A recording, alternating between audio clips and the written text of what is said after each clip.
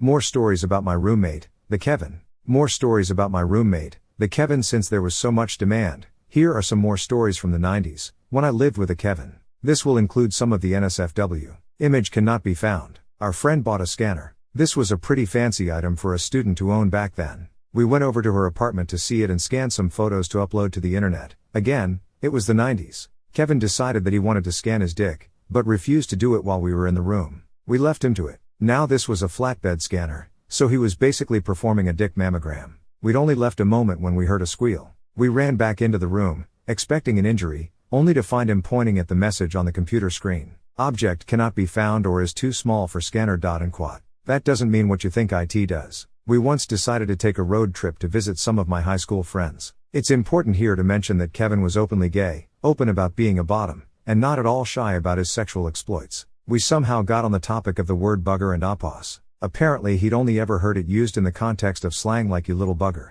He didn't actually know what the word meant. One of the girls tried explaining it to him using innuendo. His eyes grew wide and he responded, I always thought it meant that you were a pain in the AO exclamation mark and quote. No logo. Kevin had gone to 2 universities, and dropped out of both. He'd never read a book that wasn't for an assignment. He decided one day that he would start a book club with a friend of his. He was in charge of the book selection.